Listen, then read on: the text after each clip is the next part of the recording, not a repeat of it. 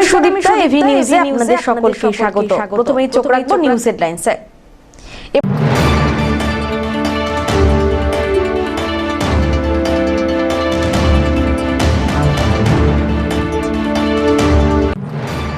জলপাইগুড়ির এবিপিসি ময়দানে প্রার্থী নির্মল চন্দ্র রায়ের সমর্থনে জনসভা করলেন মুখ্যমন্ত্রী তথা তৃণমূল সুপ্রিমো মমতা বন্দ্যোপাধ্যায়। সভা মঞ্চে বিজেপিকে আক্রমণ করলেন তিনি।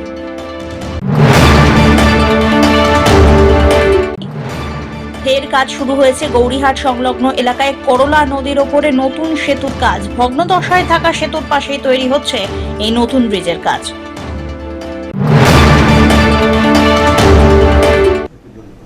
এবার আসছে বিস্তারিত সংবাদে।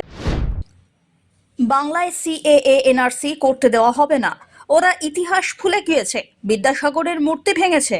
জলপাইগুড়ির জনসভা থেকে বিজেপি তথা কেন্দ্রীয় সরকারকে এমনভাবে আক্রমণ শানলেন মুখ্যমন্ত্রী মমতা বন্দ্যোপাধ্যায়।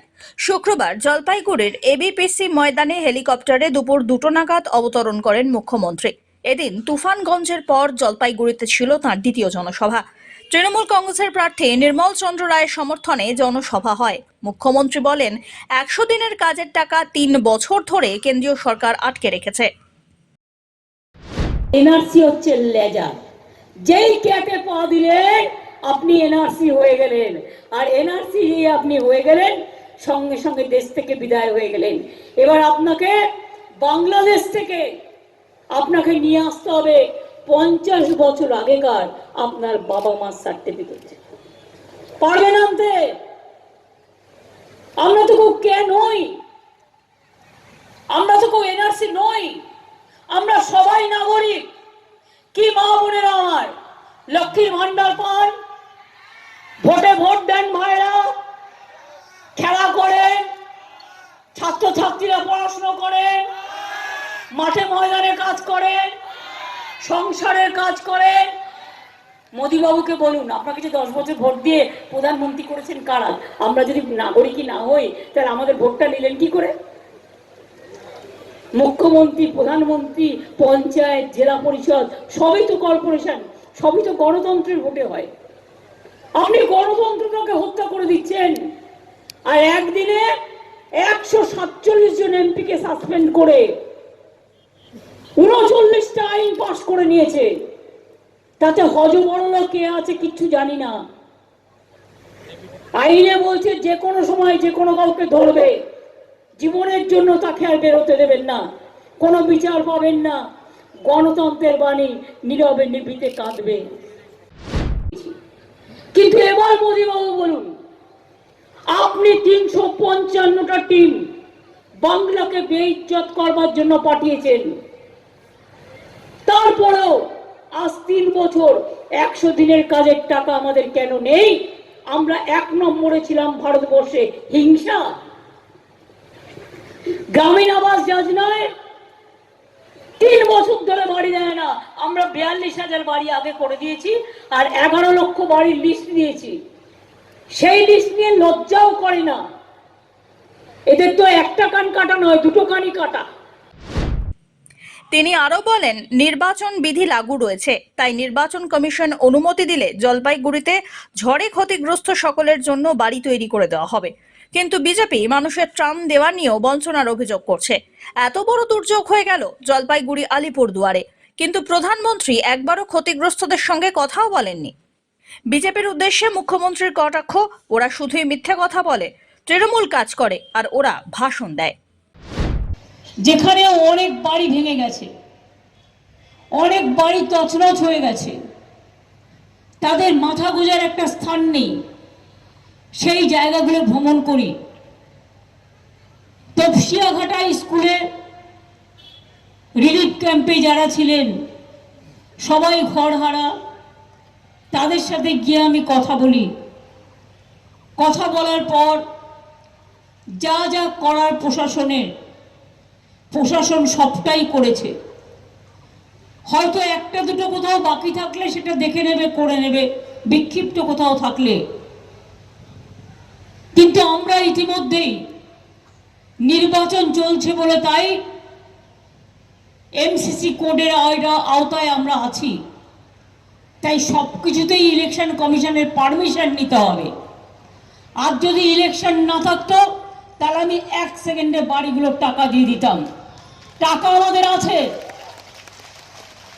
টাকা প্রশাসন রেডিও রেখেছে, কিন্তু ইলেকশন কমিশনকে আমাদের চিঠি লিখে পারমিশন নেবার জন্য বলা হয়েছে। আমি ইলেকশন কমিশনের কাছে রিকোয়েস্ট করব, বিজেপির কথা শুনে দেরি করবেন না।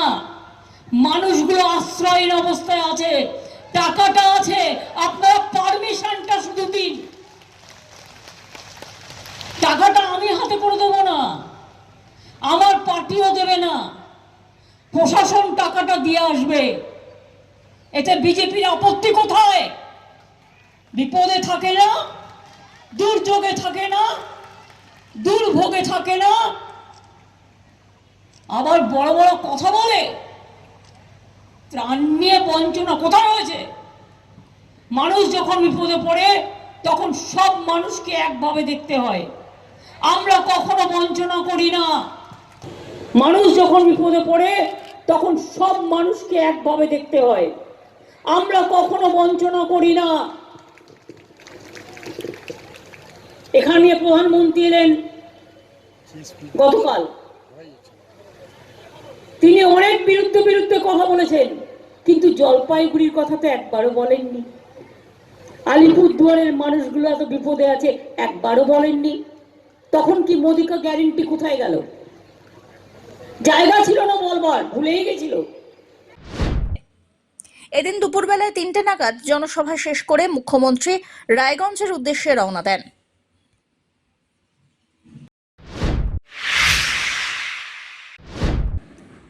যতদিন বাঁচবেন লক্ষ্মীর ভান্ডার পাবেন, যাদের 60 বছর বয়স হয়ে গিয়েছে তারাও পাবেন। জলপাইগুড়ি জনসভায় এসে এই কথা ফের একবার জানিয়ে দিলেন মুখ্যমন্ত্রী মমতা বন্দ্যোপাধ্যায়। শুক্রবার পূর্বসূচি অনুযায়ী দুপুর 2টা নাগাদ মুখ্যমন্ত্রী হেলিকপ্টারে পৌঁছন জলপাইগুড়ির এবিপিসির ময়দানে। এদিন প্রথম থেকে কেন্দ্রীয় সরকারকে আক্রমণাত্মক সুরেই দেখা যায় তৃণমূল সুপ্রিমোকে। বিভিন্ন ইস্যুতে তিনি একের পর এক নিশানা সাধলেন বিজেপির বিরুদ্ধে। তিনি বলেন, লক্ষ্মীর ভান্ডার সারা জীবন পাবেন বাংলার মা বোনেরা। 60 বছর পর্যন্ত যাদের বয়স তারাও একই সঙ্গে লক্ষ্মীর ভান্ডার পাবেন বলে জানিয়ে দিলেন মুখ্যমন্ত্রী। পাশাপাশি কেন্দ্রীয় সরকারের উদ্দেশ্যে বলেন, লক্ষ্মীর ভান্ডার কেন্দ্রের প্রোগ্রাম নয়, এটি রাজ্যের প্রোগ্রাম। মা বোনেরা লক্ষ্মীর ভান্ডার পেতে শুরু করেছেন তো? 500 টাকাটা 1000 পাচ্ছেন তো? কয়েকটা বাকি আছে, আস্তে আস্তে স্ক্রুটিনি করা হচ্ছে। আর 60 বছর যাদের হয়ে গিয়েছিল তারাও কিন্তু 6 লাখ আছে সংখ্যায়, তারাও কিন্তু লক্ষ্মীর ভান্ডার পাবেন। তার কারণ আমরা বলে দিয়েছিলাম, যতদিন বাঁচবেন ততদিন পাবেন। এটা ওদের নয়, এটা আমাদের প্রোগ্রাম। শুক্রবার দুপুরবেলায় জলপাইগুড়ি শহরে তৃণমূল কংগ্রেস দলের লোকসভা নির্বাচনী প্রার্থী ডক্টর নির্মল চন্দ্র রায়ের সমর্থনে জনসভা করলেন তৃণমূল কংগ্রেস সুপ্রিমো মমতা বন্দ্যোপাধ্যায়। দুপুর থেকে জলপাইগুড়ি লোকসভা কেন্দ্রের অন্তর্গত বিভিন্ন গ্রামগঞ্জ থেকে দলীয় কর্মী সমর্থকদের ভিড় সভাস্থলে এসে উপস্থিত হয়। এবিপিসি ময়দানে হয় এই জনসভা। এই দিনের সভায় উপস্থিত অন্যান্য তৃণমূল নেতৃত্ব এবং কর্মী সমর্থকদের মধ্যে আকর্ষণের কেন্দ্রবিন্দু হয়ে ওঠেন ময়নাগুড়ি ব্লকের সিঙ্গিমারি গ্রাম থেকে জনসভায় যোগ দেওয়া শরীফুল ইসলামের সাজসজ্জায়। এই প্রসঙ্গে দলের একনিষ্ঠ সমর্থক শরীফুল বলেন, তিনি মমতা বন্দ্যোপাধ্যায়ের সৈনিক, তাই এদিন জলপাইগুড়ি জনসভায় সবার সঙ্গে উপস্থিত হয়েছেন। নিজের বিশেষ সাজসজ্জা প্রসঙ্গে শরীফুল ইসলাম বলেন, নিজের পয়সায় পোশাক তৈরি করেছেন তিনি। মমতা বন্দ্যোপাধ্যায় যে যে স্থানে যাচ্ছেন তিনিও যাবেন একই সমাবেশে, এমনটাও জানিয়েছেন এই সমর্থক। শরীফুল ইসলাম। এটা কি সেজেছেন আপনি? আমি দিদির ইয়ে পেয়েছি, কি হ্যাঁ পার্টির খেলার ঠিক ভালোবাসি দিদিকে, পার্টি আমরা ঠিক ভালোবাসি। এই ভোটে আমরা জিতবো, জিতে ঠিক ইয়ে করতেছি। এই পোশাক কি আপনি নিজেই বানিয়েছেন? না, হ্যাঁ আমি ফার্স্টে আবার নিজে বানিয়েছি, হাত দিয়ে। তারপরে কি করছি, দর্জির কাছে দিয়ে 500 টাকা দিয়ে সেলাই করি নিয়ে এসছি। কোথার থেকে এসেছেন? কোথার থেকে এসেছেন? সিঙ্গিমারি আব্দুল্লাহ। আপনার নাম কি? শরীফুল ইসলাম। আপনি এমনি পেশায় কি করেন? সবজি ব্যবসা। সবজি ব্যবসা। আজকে আজকে জনসভায় এসছি। কার জন্য সবাই? দিদির। এই পোশাকটা নিজে তৈরি করা? আমি নিজে তৈরি করি না, এই দর্জির কাছে করেছি, কিন্তু পয়সা আমি দিই। আর ফার্স্ট রাউন্ডে আমি কিন্তু নিজে হাতেই বানিয়ে কিন্তু অবশ্য আবার জলপাইগুড়িতেও আমি আসছি ওই পোশাক পরেই এসছি। কেন আসেন এই ধরনের পোশাক পরে? আমার উৎসব দিদির দশজঙ্গাকে আনন্দ দেওয়ার জন্য, সেই দিদিকে ভালোবাসে এই জন্য। দিদিকে আবার উঁচু পথে উঠাবো, দাদাকে আরও উঁচু পথে উঠাবো, জিতে আমরা বিশাল শক্তিমান হব। যেখানে যেখানে মুখ্যমন্ত্রী সে যাওয়ার চেষ্টা করেন? হ্যাঁ, যদি সালে গেছিলাম, কিরামটি গেছিলাম, আজকে জলপাইগুড়িতে আসলে।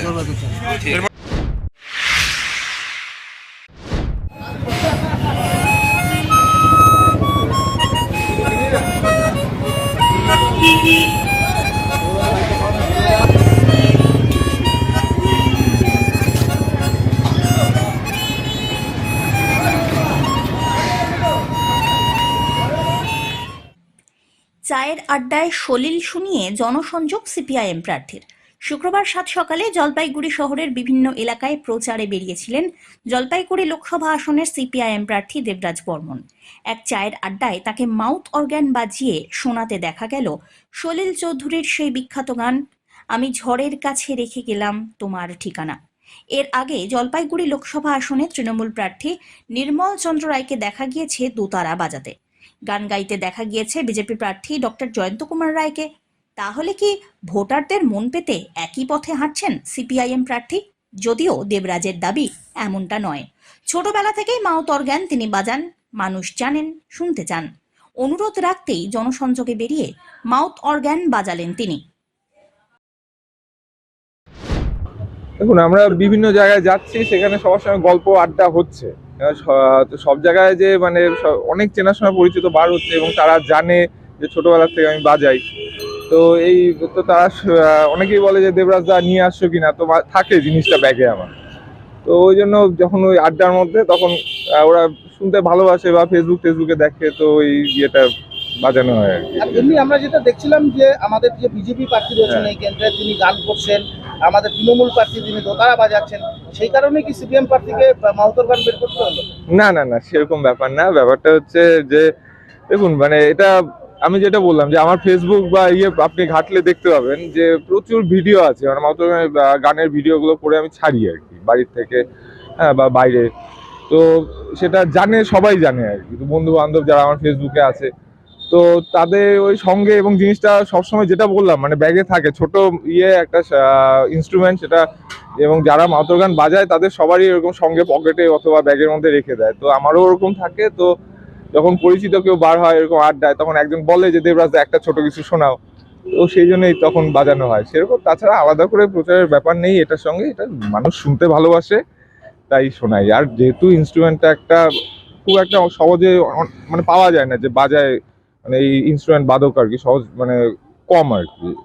সারা পাচ্ছ প্রচারে আর আমাদের সারা প্রচন্ডভাবে ইতিবাচক সারা পাচ্ছি আমরা। সেক্ষেত্রে মানে মানুষ, যেটা আমরা শুরু থেকে বলে যাচ্ছি যে মানুষ একটা বিকল্প চাইছে।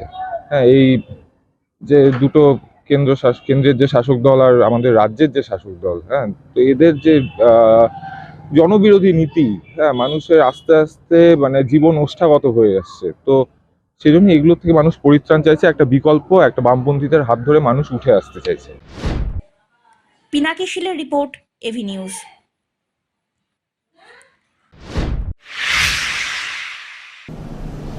নিয়ে নিচ্ছে ছোট্ট একটি বিরতি, ফিরে আসছি বিরতির পর, সঙ্গে থাকুন। পশ্চিমবঙ্গ সরকার যুব কল্যাণ বিভাগের যৌথ উদ্যোগে আয়োজিত শতাধিক যুব কম্পিউটার প্রশিক্ষণ কেন্দ্রগুলির মধ্যে জলপাইগুড়ির সদর যুব কম্পিউটার প্রশিক্ষণ কেন্দ্র একটি। এখানে যুব কল্যাণ বিভাগের নির্ধারিত বিভিন্ন কোর্স রয়েছে, যেমন সিআইটিএ, ডিআইটিএ, সিএফএস, ডিএফএস, অটোক্যাড ইত্যাদি। মাধ্যমিক ও উচ্চ মাধ্যমিক পরীক্ষার্থীরা আবেদনযোগ্য। এখানে একজনকে একটি কম্পিউটারের সাহায্যে অভিজ্ঞ শিক্ষক দ্বারা প্রশিক্ষণ দেওয়া হয়। তাই দেরি না করে নিজের ভবিষ্যৎকে স্বনির্ভর করতে যোগাযোগ করুন শিল্প সমিতি পাড়া, নিয়ার বেগুনটারি, শহীদ লেন যুব কম্পিউটার প্রশিক্ষণ কেন্দ্রে। আরও বিস্তারিত জানতে দেখুন গভর্নমেন্ট ওয়েবসাইট www.wbyouthservice.government.in।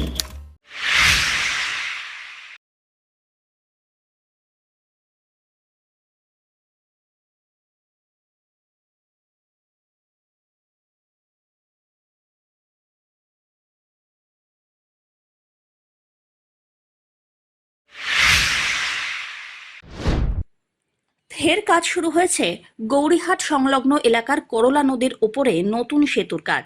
ভগ্নদশায় থাকা সেতুর বেহাল অবস্থায় রয়েছে, তারই পাশে তৈরি হচ্ছে নতুন সেতু। পুরনো সেতুর পাশেই তৈরি হচ্ছে বিশাল আকৃতির নতুন সেতু। বেশ কিছু সমস্যার কারণে সেতুর কাজ শুরু হলেও কাজ বন্ধ হয়ে গিয়েছিল। এবারে সেই সমস্ত সমস্যা মিটিয়ে ফের সেতুর কাজ শুরু হয়েছে। জলপাইগুড়ি জেলা পরিষদের উদ্যোগে মূলত চলছে এই কাজ। গৌরীহাট এলাকায় করলা নদীর ওপরে যে পুরনো সেতুটি ছিল তার অবস্থা বেশ বেহাল। যখন তখন সেতু ভেঙে বড় ধরনের বিপদের আশঙ্কা হতে পারে। সেই কথা মাথায় রেখে এলাকার মানুষ স্থানীয় পঞ্চায়েতের উদ্যোগে বারবার প্রশাসনকে জানায়, কিন্তু কোনো কারণে সেই কাজ থমকে ছিল। ফের নতুনভাবে সেতুর কাজ শুরু হয়েছে, আর এই কাজ শুরু হওয়ায় বেশ খুশি এলাকার বাসিন্দারা। তারা জানিয়েছেন, সেতুর দুদিক থেকে কয়েক হাজার মানুষের বসবাস। সেতুর ওপারে যেতে হয় রংধামলি এবং এপারে মোহিতনগর সহ অন্যান্য এলাকায় আসতে হয়। যাতায়াত করার একমাত্র পথ এই সেতু। কয়েক বছর ধরে বেহাল অবস্থায় এটি পড়ে আছে। সেতু ভাঙলে কয়েক হাজার মানুষের প্রাণনাশের আশঙ্কাও থেকে যাবে বলে ভয় প্রকাশ করেছিলেন স্থানীয়রা। অবশেষে সেই সেতুর সংস্কারে খুশির হাওয়া এলাকা জুড়ে। পরে কাজটা শুরু হয়েছে, এখন কাজটা রানিং আছে, আর কাজটা বন্ধ হয়নি। আমাদের 6টা পিলারের যেগুলো মেইন হচ্ছে পাইলিং করা হয়, সেই পাইলিংয়ের কাজটা শুরু করে দুই পাশে যে ব্রিজের মূল পিলারটা সেটাও অনেকটা কাজ হয়ে গেছে। আর তাই আমাদের মুখ্যমন্ত্রী এবং অভিষেক বন্দ্যোপাধ্যায়কে আমাদের এই অরবিন্দ অঞ্চলের পক্ষ থেকে বা আমরা এলাকাবাসী হিসাবে আমরা মুখ্যমন্ত্রীকে আমরা ধন্যবাদ জানাই আমাদের কত টাকার জন্য। এই ব্রিজটা হচ্ছে 6,18,00,000 টাকার কাজ। জমির একটা সমস্যা ছিল, এটা কি মিটেছে? এখানে আপনারাও মাঝখানে দেখেছিলেন যেখানে ব্রিজটা হওয়ার কথা ছিল ওখানে একটা টেকনিক্যাল প্রবলেম হয়। ওই ইঞ্জিনিয়ার সাহেবরা একটু হয়তো বুঝতে পারেন নাই যে এই জায়গাটা কোথাকার বা কিসের ভেস্ট নাকি, সেটা একটা মালিকানা সম্পত্তি ছিল, সেখানে একটু সমস্যা হয়। সেটা আমরা জেলা পরিষদের মিটিংয়ে বসি, এডিএম ম্যাডাম ছিলেন, জেলা পরিষদের সভাপতি সহকারী সভাধিপতি ছিল, থেকে সেটা আমরা যাদের জমি তাদেরকে ডেকে নিয়ে বসে সেই জমিটাকে তাদের থেকে আমাদের ওখানে 5 ডেসিমাল জমি দিয়েছে। এখন আর আমাদের দান করেছেন বিজেপির জন্য, সেই জন্যই আমাদের ব্রিজটা 1 বছর দেরি হয়ে গেছিল। তা ওনারা বলেছেন আমাদের 13 মাসের মধ্যে ব্রিজটা হ্যান্ডওভার দেবে। 4 মাস কাজ রানিং হয়েছে, হয়তো আমাদের আগামী বর্ষার আগেই আমাদের এই ব্রিজটা হ্যান্ডওভার দেবে। এই সেতুটা বন্ধ অবস্থা, ভগ্ন অবস্থায় ছিল। না, বর্তমানে আমাদের এখানে যখন কাজ হচ্ছে আমাদের এখানে বর্তমানে সময় ভালো হচ্ছে। কয়েক বছর তো বন্ধ ছিল। হ্যাঁ, কয়েক বছর বন্ধ ছিল, এখন যা হোক এখন কাজ শুরু হয়ে গেছে। বর্ষার আগে মনে হয় হওয়ার কথা। সুবিধা কতটা হবে? সুবিধা সবারই ভালো হবে, 10 হাট সবার বিশেষ করে চা বাগান বা রংধামালি যেতে যে যতটা সময় লাগতো বা ভয়ের মধ্যে যেতেন এই ভাঙ্গা সেতু দিয়ে। হ্যাঁ হ্যাঁ, এখন হলে ভালো হবে। সবাই বড় গাড়ি থেকে যাওয়া আসা, লোকজন চলা আসা, এটা আগে অত লোক যাতন যাওয়া আসা একটা চলাচলে একটু কম ছিল, এটাতেও আমরা অনেক পাবলিক খুশি হয়ে যায়। অমিত বণিকের report, AV news.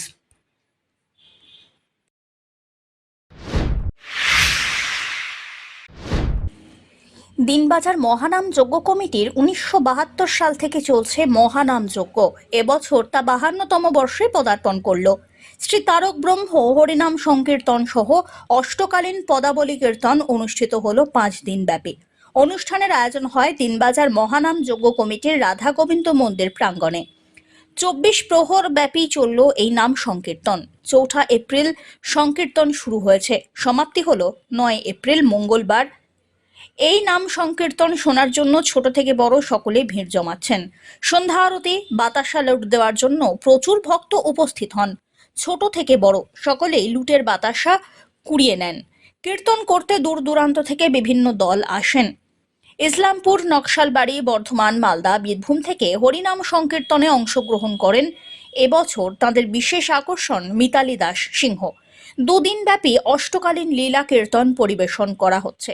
Bolpur, Santiniketan, Raiganj, Birbhum থেকে এসেছে দল। উপস্থিত রয়েছেন যুগ্ম সভাপতি হরিবালা সাহা, কালু সাহা প্রমুখ, যুগ্ম সম্পাদক নিপু সাহা, মান্তু দত্ত, রাহুল শাহ, কোষাধ্যক্ষ বলাই সাহা, শঙ্কর দাস। এছাড়াও আছেন হিসাব রক্ষক সঞ্জিত চক্রবর্তী, তাপস সাহা সহ অন্যান্য সদস্যরা। পুজো কমিটির সূত্রে জানা গিয়েছে দীর্ঘদিন ধরে চলছে এই কীর্তন। এখানে হরিনাম সংকীর্তন হয় ভাগবত অনুষ্ঠান হিসাবে, এছাড়াও হয় অধিবাস, নাম কীর্তন। বিভিন্ন জায়গার দল কীর্তন পরিবেশন করতে আসছেন। প্রচুর ভক্তদের সমাগম হচ্ছে এই কীর্তন অনুষ্ঠানে। দিনবাজার অষ্টবর কমিটির প্রেসিডেন্ট। আমাদের 52তম বছর এবার। দল আসছে, কি হবে কি হবে? আমাদের দল আসছে এবার হচ্ছে এই নাম কীর্তনের দল হচ্ছে আপনার এই জয়গোপাল সম্প্রদায় ইসলামপুর, আর মা মনসার দল হচ্ছে নাম কীর্তনের দল হচ্ছে মালদাহ, আর রাধারানী সম্প্রদায় হচ্ছে মালদা বর্ধমান, আর শিলিগুড়ি থেকে আসছে নীলাকীর্তন। এবার আমাদের বিশেষ আকর্ষণ হচ্ছে মিতালি দাস সিংহ, উনি হচ্ছে কীর্তন গোল্ড মেডেলিস্ট, এবং উনি হচ্ছে আমাদের এই 7 তারিখ এবং 8 তারিখ উনি আমাদের এখানে লীলা পরিবেশন করবে, সকাল 10টা থেকে 2টো পর্যন্ত, আবার সন্ধ্যা 6টা থেকে রাত্রি 2টো পর্যন্ত। এটা হচ্ছে 7 তারিখ। আর 8 তারিখ হবে বেলা 2টোর থেকে রাত 6টা অবধি। কদিন ব্যাপী হবে এটা আমাদের টোটাল 5 দিনের প্রোগ্রাম। পিনাকি শিলের রিপোর্ট, এভি নিউজ।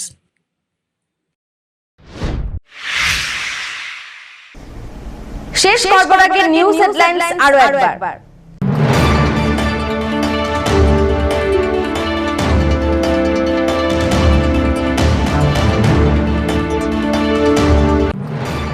জলপাইগুড়ির এবিপিসি ময়দানে প্রার্থী নির্মল চন্দ্র রায়ের সমর্থনে জনসভা করলেন মুখ্যমন্ত্রী তথা তৃণমূল সুপ্রিমো মমতা বন্দ্যোপাধ্যায়। সভা মঞ্চে বিজেপিকে আক্রমণ করলেন তিনি।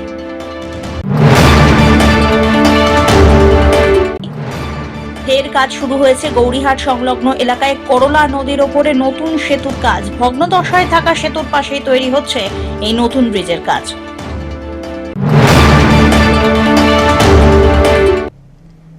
এখনকার মতো এভি নিউজ এ পর্যন্তই। পরবর্তীতে আসছি আরো সংবাদ নিয়ে। দেখতে থাকুন আমার বিশেষ। নমস্কার।